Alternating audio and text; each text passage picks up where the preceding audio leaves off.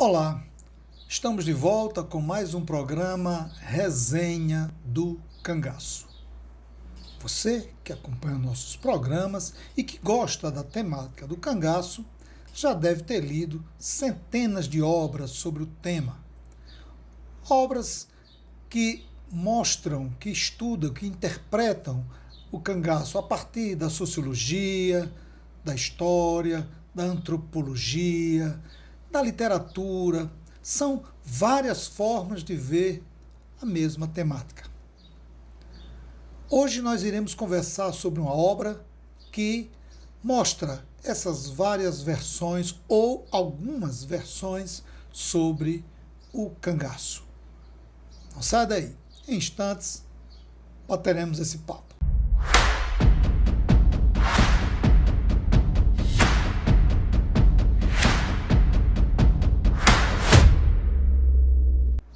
Sejam bem-vindos, sejam bem-vindas a mais um programa Resenha do Cangaço.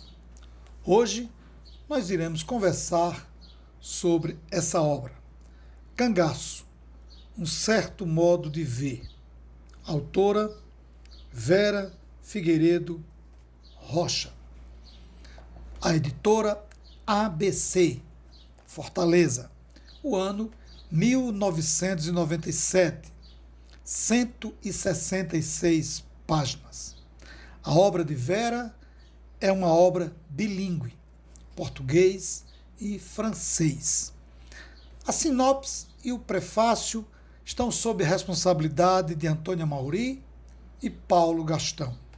O primeiro ocupa a orelha do livro para fazer um resumo preciso da obra, levantando questões relevantes sobre o que Vera pesquisou. Já o segundo prefacia a obra, onde faz uma abordagem mais geral da temática e foca no caráter multidisciplinar ou interdisciplinar, mostrando as diversas formas que a autora trabalha para explicar a temática.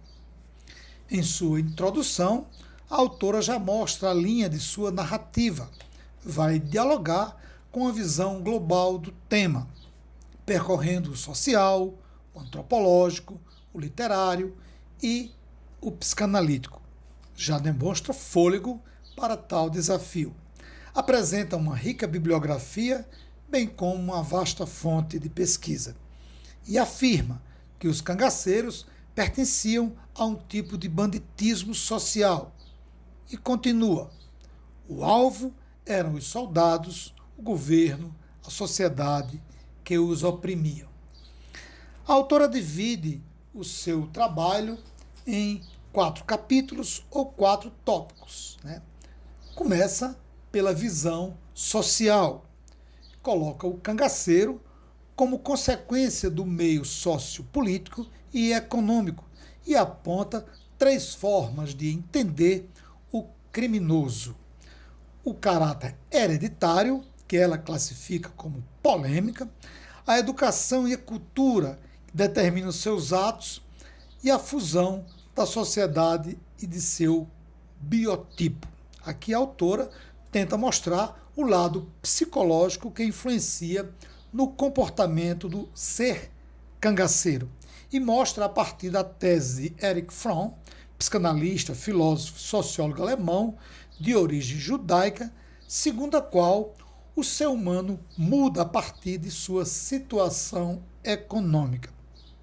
A partir dessa tese, a autora vai mostrar que os cangaceiros almejavam também o poder econômico para mudar de vida.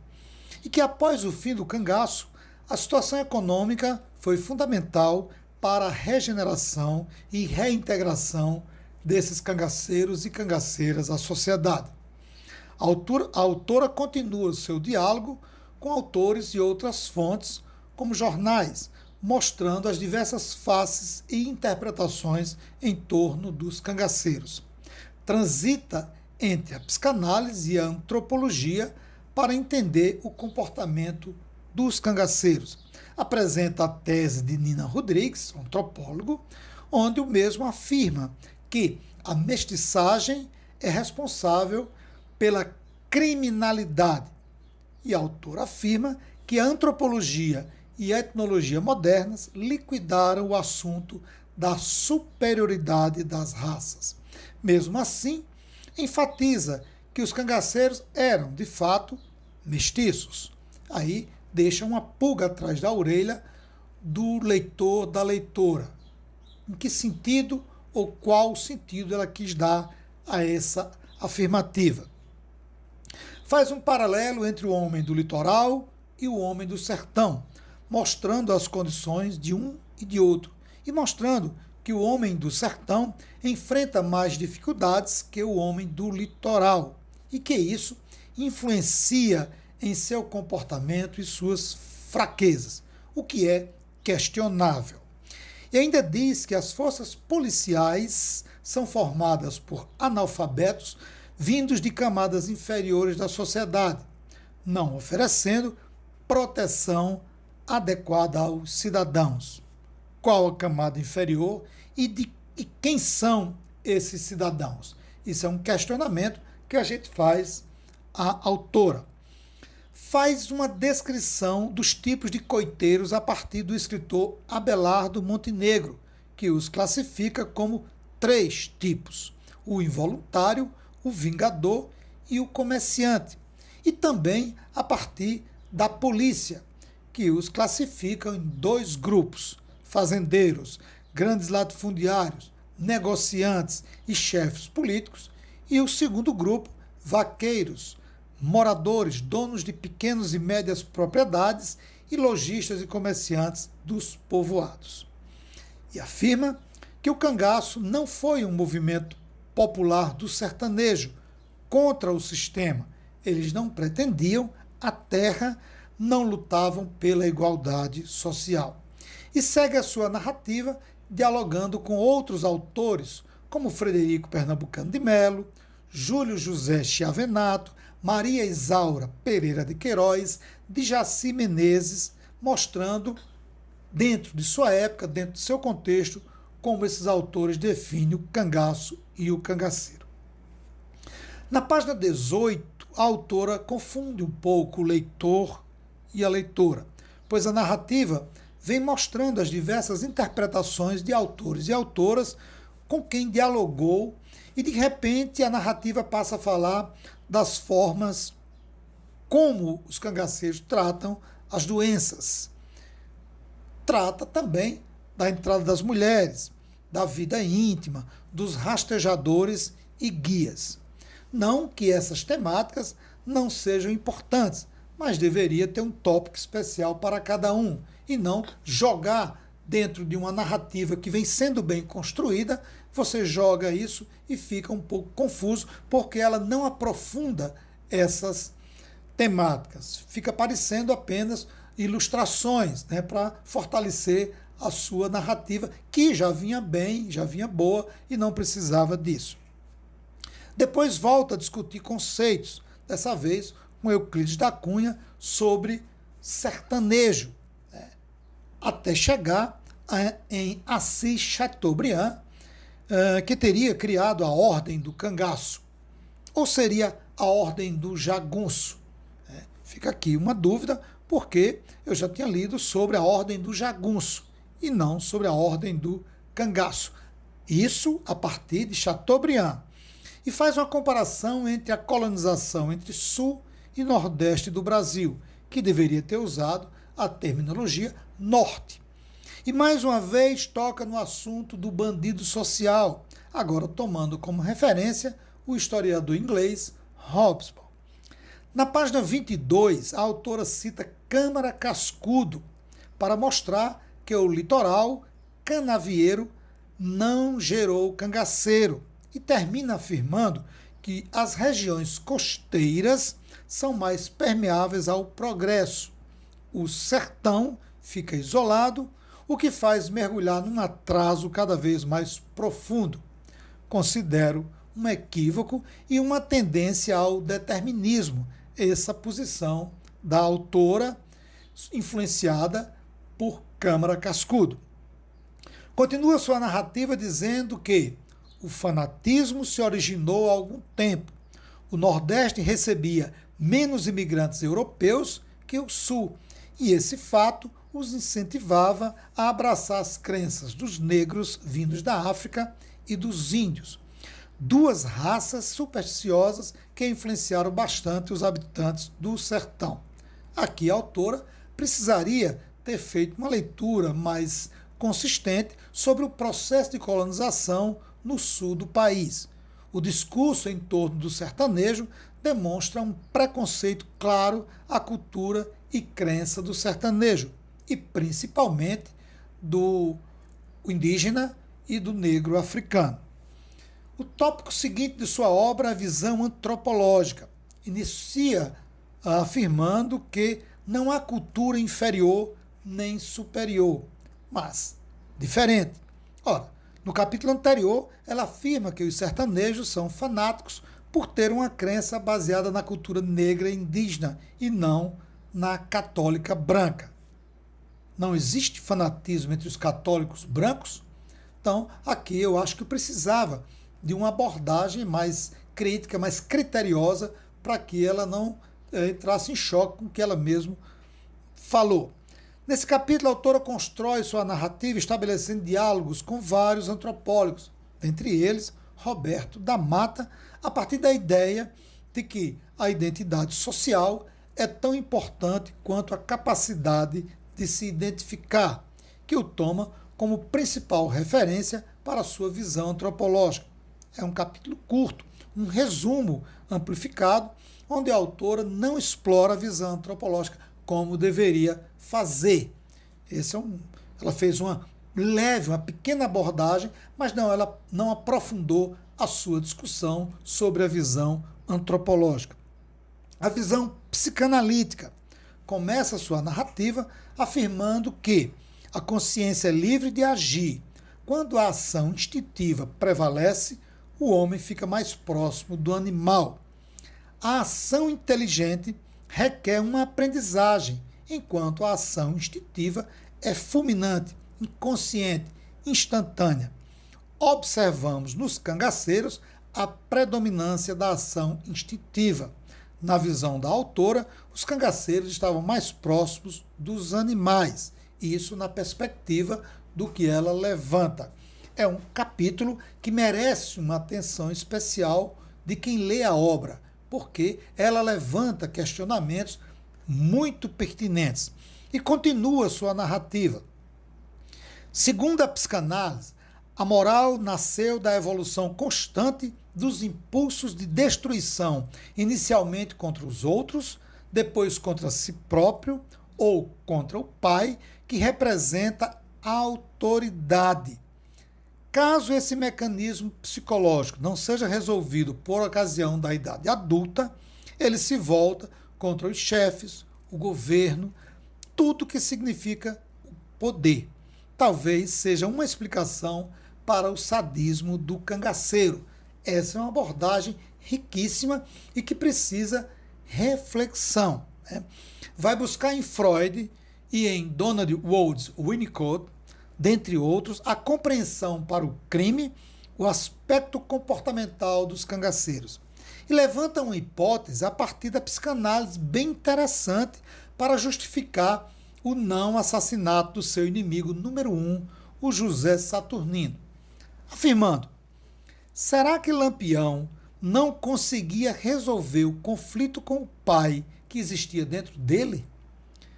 Talvez o desejo inconsciente de matar o pai não permitisse destruir o assassino do seu progenitor. Em revanche, ele matava outros homens como uma projeção da figura paterna. Não tendo assassinado seu próprio pai, mataria o pai por transferência nos outros. Ela levanta esse questionamento e, é claro, diz que não é uma posição fechada, é para reflexão a partir da tese que ela levanta anterior sobre a compreensão da psicanálise e sobre o processo de construção da moral desde a fase da infância. Conclui o capítulo levantando uma questão sobre a sexualidade dos cangaceiros. e quando a gente fala em sexualidade dos cangaceiros, aí gera aquela velha polêmica que nós já discutimos aqui em outros programas. Mostrando que, ora, os cangaceiros aparecem como cavalheiros, o casal exemplar, Lampião, Maria, Corisco, Dadá, Zé Sereno e Sila, ora, aparecem como estupradores, agressores, humilhavam as pessoas numa prova de descontrole emocional, excesso de virilidade ou supervalorização do pênis. Segundo a autora, os psicólogos que estudaram o estupro o consideram uma patologia da virilidade. Isso ela trabalha a partir da visão do psicólogo David Lizak, que, segundo ele, é uma consequência de um fracasso da identificação masculina e de uma repressão da feminidade, que ele denomina automutilação. Implica o ódio ao outro, o cangaceiro odeia na mulher o seu lado feminino. Há também a conotação do poder, da posse, mesmo que violenta, reforçando dessa maneira a masculinidade. Esse último trecho mostra o caráter patriarcal e machista da sociedade que impera até hoje. O homem machista vê a mulher como algo que lhe pertence. Daí a continuidade de tanta violência doméstica contra as mulheres e a necessidade de se discutir sobre violência contra a mulher e a igualdade entre homens e mulheres. A visão literária, último tópico que a autora trabalha, inicia com uma retrospectiva das escolas literárias, o regionalismo, o modernismo, o romantismo, e mantém uma característica de sua narrativa desde o início. Vai buscar em autores como Gilberto Freire para mostrar outro Brasil que não seja o Sul. Apresenta o regionalismo como uma escola que apresenta os problemas do Nordeste e que a função do escritor é esclarecer e evidenciar os fatos aos olhos de todos. Também podemos interpretar como construtores de uma identidade homogênea, ao mesmo tempo contraditória, de uma região que até hoje carrega um estereótipo negativo. A autora estabelece um diálogo interessante com várias obras literárias, dentre elas O Cabeleira, 1876, Coiteiros, 1935, Cangaceiros, 1953, Lampião, também 1953, e mostra como cada autor, cada autora trabalha a temática do cangaço. É uma parte interessante de se ler na obra. Conclui a sua obra iniciando como o banditismo se encontra em extinção. É claro que a obra se refere ao cangaço. Mostra que sua pesquisa foi essencialmente teórica e bibliográfica, apesar de ter citado jornais, e que os autores lidos e obras analisadas foram dentro do contexto de suas publicações. Aí cita como exemplo o Ranulfo Prata, 1930, e o Chiavenato, em 1990, para mostrar o ponto de vista de cada autor dentro de sua época. Da mesma forma que a literatura, segundo a autora, o nordestino compreende o regionalismo de 30, pois se vê nele. Respeito a opinião da autora, mas discordo do pensamento dela nesse sentido. E conclui sua obra com duas entrevistas, uma com Hilda Ribeiro de Souza, a Sila, ex-cangaceira, e Expedita Ferreira, filha de Lampião e Maria, que apesar de interessante, não acrescentou em nada no seu trabalho. Aparece apenas como ilustração. Poderia muito bem não estar ali. Ao final, apresenta algumas fotografias em companhia de familiares de Lampião. Essa é a obra de Vera Figueiredo Rocha. Antes de dar o meu parecer final, eu quero pedir a você que nos acompanha, você que assiste a Resenha do Cangaço, que se inscreva no canal, Caso não seja inscrito ainda, dê o seu like, faça o seu comentário, compartilhe a nossa programação e pode sugerir obras, né, que a gente resenha aqui. Quero mais uma vez agradecer a sua participação, porque isso contribui para o fortalecimento, para o desenvolvimento do nosso trabalho. A obra é relevante, mas alguns trechos confundem o leitor, como na página 18. A autora vem de uma narrativa mostrando diversas interpretações e joga temáticas, tópicos, sem uma ponte, sem uma ligação. Isso não é bom, isso confunde o leitor. Aí eu cito como exemplo a farmácia, a medicina do cangaço, a entrada das mulheres, a vida íntima deles, né? Que são temas importantes e interessantes, mas poderiam ser trabalhados de outra forma, com subtópicos, ou então não entrar na obra porque a narrativa dela já vinha muito bem. Na página 22, quando ela cita Câmara Cascudo, ela também faz uma abordagem que merece uma reflexão e uma crítica mais contundente, quando ela compara o litoral ao sertão, caracterizando o sertão como um atraso e o litoral com a possibilidade, com a perspectiva de um avanço por ser litoral. Isso aí, para mim, cheira a um determinismo. Mas na frente a autora afirma que o fanatismo se originou há algum tempo. Aí a gente percebe um certo preconceito contra a cultura, contra a crença, contra a forma de ver o mundo do sertanejo, que não dá para você olhar para essa forma de ver o mundo, para essas crenças, né, para essas traduções como fanatismo. Esse conceito aí já é bastante questionável e precisa rever essa posição.